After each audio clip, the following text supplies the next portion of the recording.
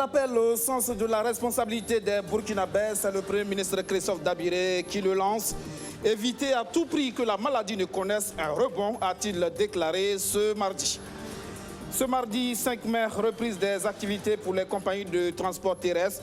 Vous allez le voir, le respect des gestes barrières semble difficile dans certaines gares. Et puis une interrogation, que faire pour les passagers qui arrivent des villes foyers de la Covid-19, ne soient des vecteurs de propagation dans les villes jusque-là épargnées? Le gouvernement a-t-il pensé à cette question? Nous avons posé la question au ministre des Transports. Dans ce 19h30, nous irons également dans les mosquées ouvertes depuis samedi dernier. Qu'en est-il du respect des mesures barrières contre le coronavirus? Là aussi, on traîne le pas. Bonsoir et merci de nous rejoindre. Le caractère sensible de la situation économique du Burkina Faso a fini par convaincre l'autorité de la nécessité de l'allègement des mesures restrictives. Mais attention, prévient le Premier ministre Christophe Dabiré, chaque Burkinabé doit travailler à éviter que le pays ne connaisse un rebond de la Covid-19. Déclaration faite ce matin. On l'écoute.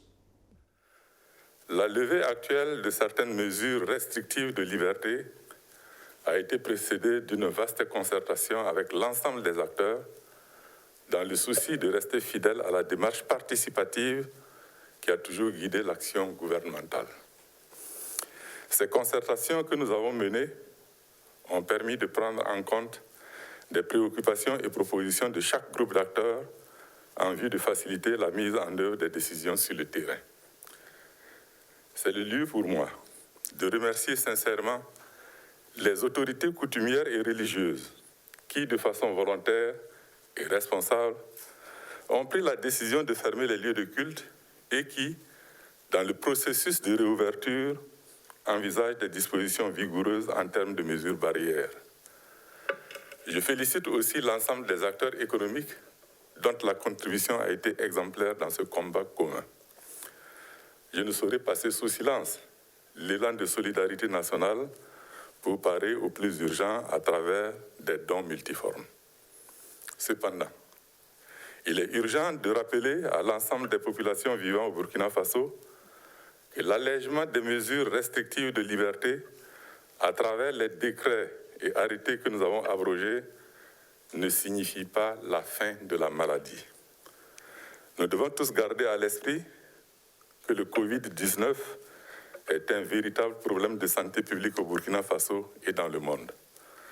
C'est pourquoi j'en appelle au sens élevé de la responsabilité de chaque citoyen pour que la maladie ne connaisse pas un rebond, compromettant ainsi les énormes sacrifices que nous avons consentis jusque-là.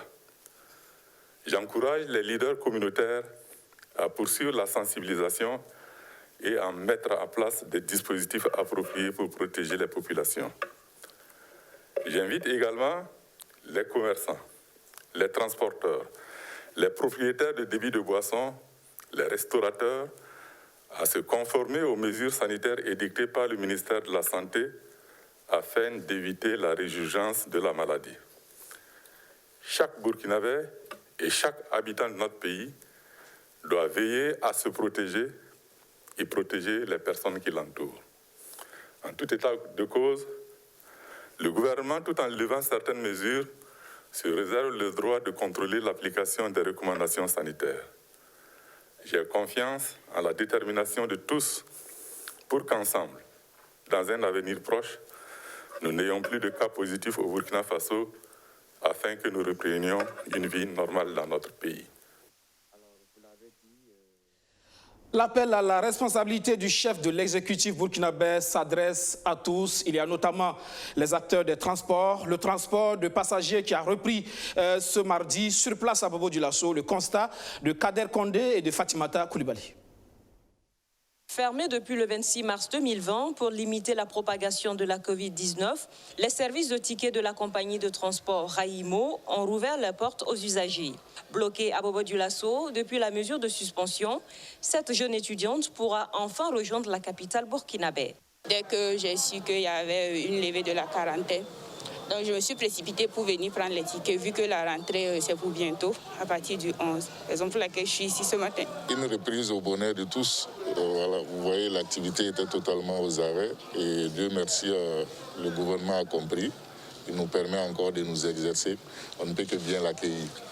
À la compagnie de transport Raimo, les consignes sont claires. Le lavage des mains et le port des masques sont obligatoires. Les cars sont désinfectés avant leur entrée en gare, selon les premiers responsables. On a préféré désinfecter les coins, les véhicules et les passagers à l'embarquement. Chaque passager a son cache-nez.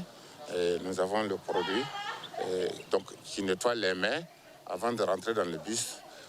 L'obligation du port de masque est obligatoire.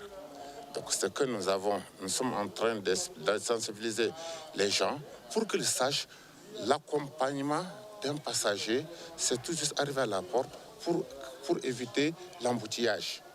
À TSR et à Staff, c'est une reprise timide, nous confient les responsables de ces gares. Même sentiment du chef de gare de Elitis Bobo, qui note une faible affluence ce 5 mai. Nous sommes déjà fiers du gouvernement pour avoir pris cette décision. Mais nous n'avons pas assez de clients, vu que le temps était vraiment juste. Si au moins on avait eu une semaine à l'avance, on aurait pu anticiper, peut-être sur la vente des billets et même beaucoup d'autres choses, planifier beaucoup d'autres choses pour permettre aux gens de s'acquérir des billets avant de pouvoir effectuer des voyages.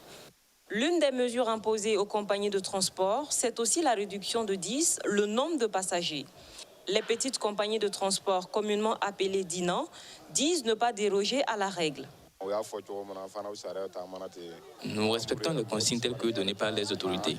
Nous transportons habituellement 32 personnes, mais maintenant ce sera 16 personnes. Nous n'allons pas badiner avec le port des masques et le lavage des mains, car c'est pour notre bien que les autorités nous imposent cela. La réduction du nombre de passagers est jugée inopportune par certains usagers et responsables des compagnies de transport. Selon ces derniers, cette mesure ne pourra pas contribuer efficacement à stopper la propagation de la maladie si toutefois un passager infecté est à bord d'un car. Constat également à Ouagadougou après 6 semaines de suspension des activités dans les gares, le respect des gestes barrières est mitigé. Abdourazak Traoré. Premier jour de reprise du transport de passagers voyageurs, cet usager se présente à la gare qui est à de Larlé sans masque. Il est illico presto mis au pas par le personnel de cette compagnie. Après avoir acheté son masque et lavé ses mains, il peut enfin franchir le seuil de la gare.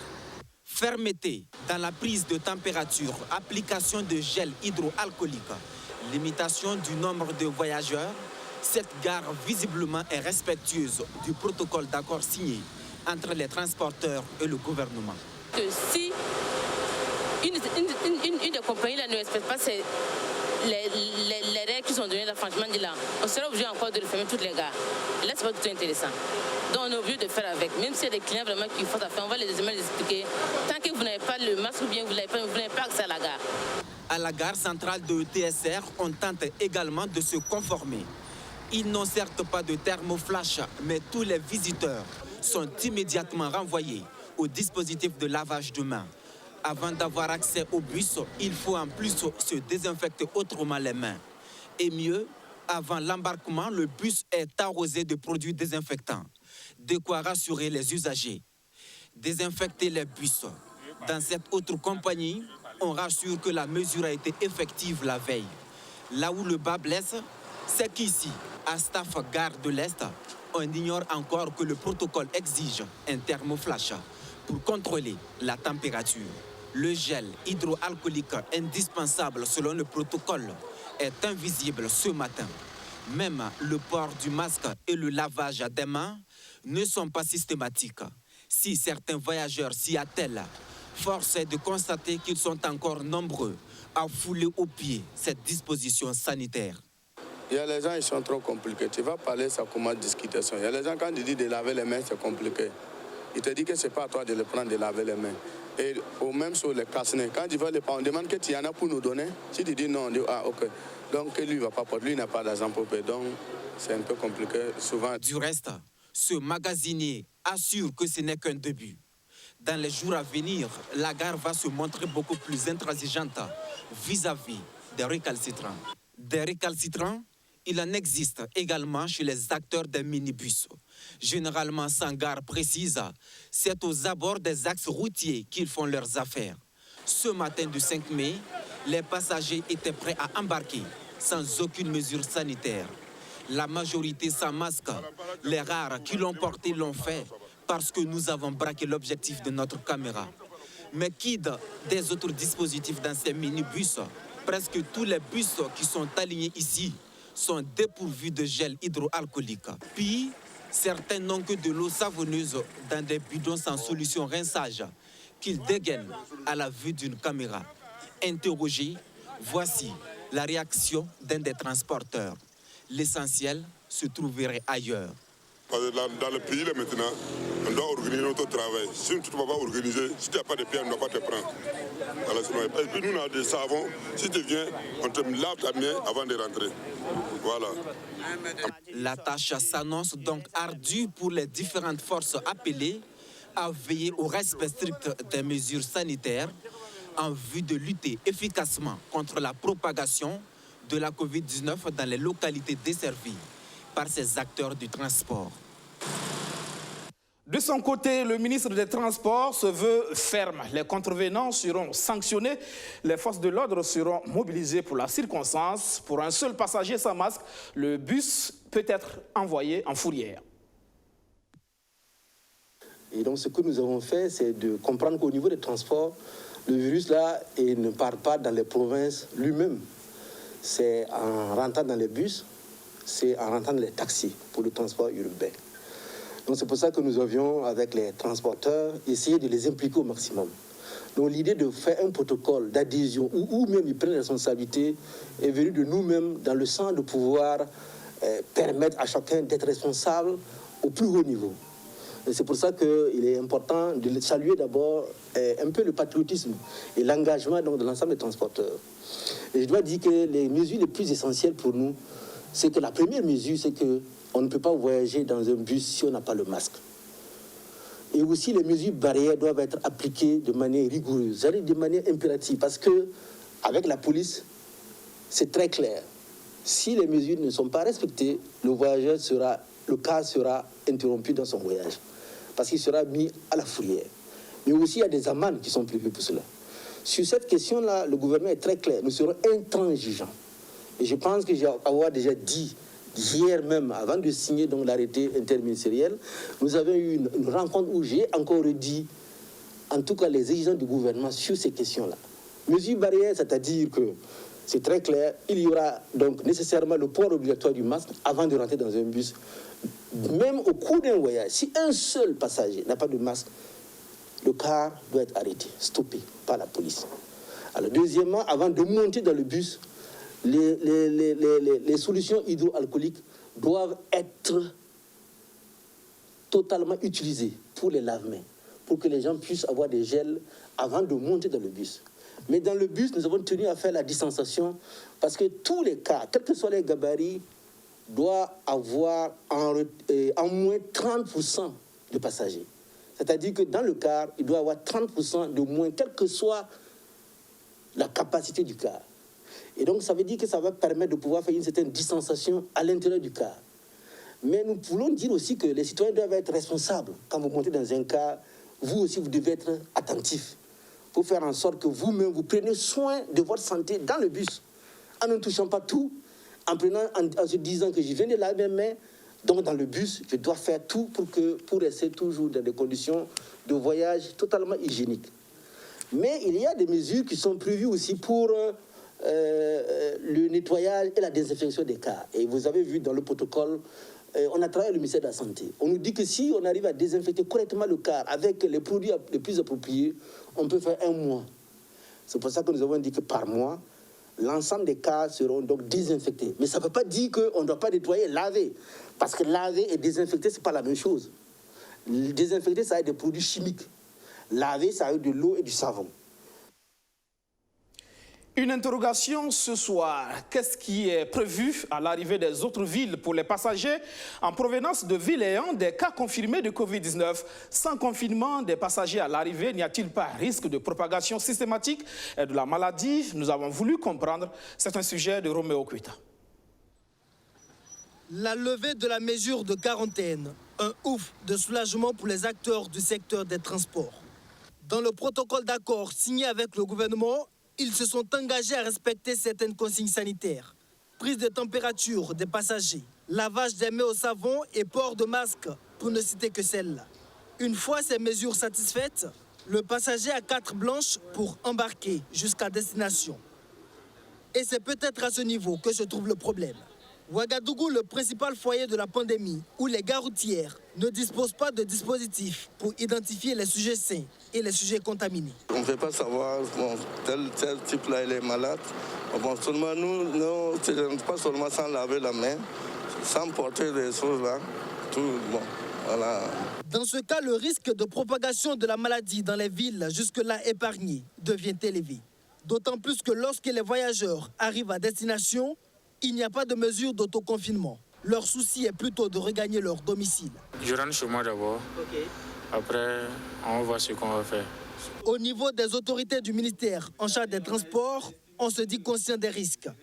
Mais le ministre dit avoir mis en place un système de traçabilité des passagers. Ce que le gouvernement a fait, a dit systématiquement, avant de monter dans un car, il y a la liste de l'ensemble des passagers en 2 exemplaires, avec leur contact téléphonique, leur destination, que nous connaissons.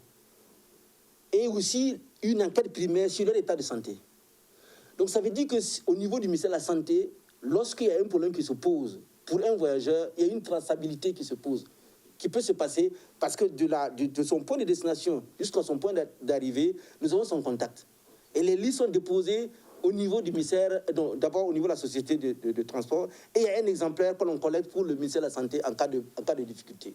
Mais avant que l'éventuel passager contaminé ne soit tracé et retrouvé, il y aura le temps d'infecter des proches. Et puis il y a cette autre question. Toutes ces compagnies de transport sont-elles à mesure de fournir des données fiables? D'autant que certaines prennent des passagers en chemin. Qu'en est-il du cas des minibus où les consignes sanitaires peinent à être respectées? Autant d'interrogations qui entretiennent le doute sur l'efficacité de cette mesure de traçabilité. Les chiffres du jour concernant la maladie et ça inquiète. 16 nouveaux cas confirmés, dont 11 cas importés du Niger et de Turquie et 5 transmissions communautaires. 3 nouvelles guérisons portant à 548 le total des personnes guéries. 2 nouveaux cas de décès qui pointent à 48 le total des personnes décédées. Rendons-nous maintenant au niveau des mosquées. Qu'en est-il des gestes barrières? Eh bien, la grande mosquée de Ouagadougou, mosquée sunnite, c'est un constat d'irrespect des consignes sanitaires qui se dégagent. Maguid Bakwa. Grande mosquée de Ouagadougou, il est 13h ce lundi 4 mai. Le muezzin annonce l'heure de la prière du Zuhur. Même si l'affluence n'est pas celle des grands jours, c'est avec enthousiasme que les fidèles reprennent leur prière collective en ce mois de Ramadan, après plus d'1 mois de suspension à cause du nouveau coronavirus. Voilà, vraiment, nous sommes fiers vraiment d'avoir les mosquées à l'heure actuelle là. Avec ces mois bénis vraiment de Ramadan là, vraiment on est très contents de retrouver à la mosquée. Ici, les fidèles continuent de faire les ablutions à la mosquée. Une pratique contraire aux recommandations de la FAIB, la Fédération des associations islamiques du Burkina. À l'intérieur de la mosquée, les fidèles prient toujours en rang serré sans respecter les mesures de distanciation sociale. Seulement quelques croyants sont munis de leur masque de protection. L'utilisation des tapis individuels semble être la seule mesure respectée ici à la grande mosquée de Ouagadougou. Un peu plus loin à la mosquée sunnite, l'entrée est conditionnée. Il faut d'abord se laver les mains avant les ablutions. Pour le respect de cette mesure, un comité est mis en place. Ici, le lavage des mains est respecté, mais les autres mesures comme la distanciation sociale, le port de cache-nez et l'utilisation des tapis individuels sont foulés aux pieds. Les premiers responsables de la communauté musulmane demandent un peu plus de temps pour l'adoption de ces mesures barrières. C'est quand je suis arrivé à la mosquée qu'on m'a informé que je devrais prendre l'ablution à la maison et porter le cache-nez avant de rentrer. Le fait que je suis déjà rentré, je vais prendre l'ablution et prochainement, je vais porter le cache-nez avant de venir. Mais ce n'est pas facile. Vous savez que la communauté musulmane, ce n'est pas comme les autres associations. C'est une grande association, c'est une grande mosquée qui se trouve en plein centre-ville de Ouagadougou, à côté de Massoroko. Donc ça veut dire ce que ça veut dire. Donc pour sensibiliser tous ces beaux mondes-là, ce n'est pas un temps record. Mais nous faisons nos mieux, nos maximum, pour qu'ils puissent comprendre. Pour la disponibilité de certains équipements d'hygiène et de protection dans les mosquées, la communauté musulmane dit compter sur la bonne volonté de leurs fêtières et des autorités burkinabées. Les mesures ne sont pas encore rentrées dans le nom comme nous voulons, mais nous continuons à travailler, nous continuons à sensibiliser. D'ailleurs, nous attendons de la fédération ou des autorités pour qu'ils viennent nous appuyer avec certains matériels de travail. Mais jusqu'à là, on n'a rien réussi. On n'a rien réussi, alors qu'on devrait quand même disposer comme des matériels, même les appareils qui prennent les températures. On doit avoir ça ici à la mosquée. Et jusqu'à là, nous n'avons pas ça. Donc, c'est pour démontrer du gros, pour lancer un appel aux autorités, vraiment d'approcher. Je ne l'ai pas dit les autres mosquées, mais pour ceux qui nous concernent, la grande mosquée, c'est une grande mosquée. C'est une mosquée qui se trouve au plein centre de la ville. C'est une mosquée d'une grande association islamique de Burkina Faso. Donc il faudrait qu'ils viennent nous appuyer avec un certain nombre de matériels pour qu'on puisse sensibiliser nos fidèles et pour qu'on puisse quand même freiner la propagation de ce virus qui fait mal à toute Burkinabé. Si certaines communautés ont rouvert leurs mosquées malgré l'évolution de la maladie au Burkina Faso, d'autres, dans le souci de contribuer à rompre la chaîne de transmission, ont prorogé la fermeture de leurs mosquées jusqu'à nouvel ordre. C'est le cas de la Jamaat islamique Ahmadiyya qui, dans un communiqué signé le lundi 4 mai 2020, a demandé à ses fidèles musulmans de continuer à organiser les prières quotidiennes à domicile. Pour aider le gouvernement burkinabé dans la lutte contre la pandémie, la coopération allemande fait un don d'équipements et de matériel biomédical d'une valeur de 126 millions de francs CFA, un don destiné à 170 centres de santé et de promotion sociale. Justin Monto.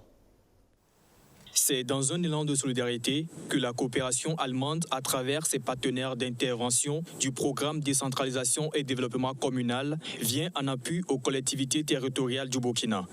La GIZ fait un don de matériel biomédical d'une valeur d'environ 126 millions de francs CFA pour lutter contre le coronavirus au Burkina. Soutenir les gens avec qui on travaille depuis longtemps au Burkina Faso, ça c'est l'objectif de ce don. Sur le terrain, c'est maintenant, je crois, le défi de renforcer des capacités pour que ces communes soient capables de lutter et gérer mieux la pandémie. Le don est composé entre autres de dispositifs de lave-mains, de matelas médicaux, des masques, de gel hydroalcoolique, des thermomètres infrarouges, des bancs, de savon et autres équipements pour l'amélioration des performances de services de santé. Un geste salué par le ministre de l'administration territoriale. Nous sommes heureux de constater que nous ne sommes pas seuls dans cette lutte-là, parce que nos amis à travers le monde nous appuient. Et ce geste de la coopération allemande est dans ce sens, et nous apprécions à sa juste valeur ce don et cet appui. La pandémie, comme l'a dit le ministre, est un fléau mondial. Malgré cela, il se trouve des partenaires qui nous tendent la main et viennent à notre secours. Nous réitérons vraiment nos remerciements à la coopération allemande et à tout le peuple allemand pour ce geste de solidarité. Seront particulièrement équipés de matériel biomédical susceptibles de renforcer leur capacité de lutte contre le coronavirus, les régions du sud-ouest et la région de l'est. C'est au total 170 centres de santé et de promotion sociale et 11 districts sanitaires de ces deux régions qui en seront bénéficiaires. La coopération allemande touche aussi des domaines que sont l'eau, l'assainissement et l'agriculture durable au Burkina.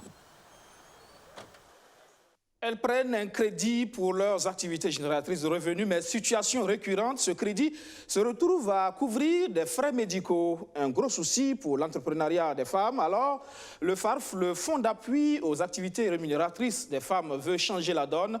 Grâce à un accord avec Yellen Assurance, les femmes bénéficiaires du FARF n'auront plus à se soucier de leur prise en charge médicale. Abdoulaziz Saré. Le FARF ne veut plus voir des femmes autonomes replongées dans la pauvreté.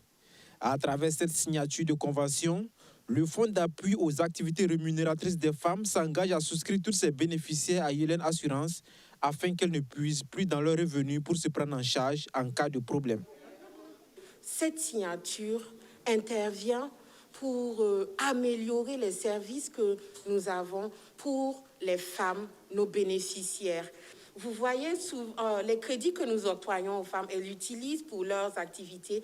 Mais lorsque une maladie ou un cas indépendant de leur volonté interviennent, elles sont obligées de repuiser sur leurs bénéfices. Donc, en cas de problème, au lieu de puiser sur leurs bénéfices, sur leurs réserves, elles pourront compter sur l'assurance. Cette souscription à Yellen Assurance au profit des femmes bénéficiaires du FARF n'est pas gratuite. Néanmoins, le fonds a tout mis en œuvre pour qu'elles payent seulement une somme infime. Pour une femme qui emprunte 200 000 francs CFA de crédit, par exemple, elle paye seulement 1 000 francs CFA comme frais de souscription à l'assurance. Donc, Yellen Assurance a un service qui est ouvert à toute la population, avec la particularité de ne pas sélectionner nos clients ou nos bénéficiaires. Donc, on essaie de faire un partenariat avec le FARF pour pouvoir déployer ces produits-là, en fait, aux clientes du FARF, mais le produit est ouvert à toute la population. L'assurance sera opérationnelle dans les prochaines semaines. Les femmes bénéficiaires seront couvertes soit pour les risques de sécheresse, soit d'invalidité ou de maladie. En cas de décès, c'est Yellen Assurance qui se chargera également du remboursement du crédit de la victime auprès du FARF. Fin de cette session d'information. Merci de l'avoir suivi. Excellente soirée sur la chaîne Au Cœur de nos défis.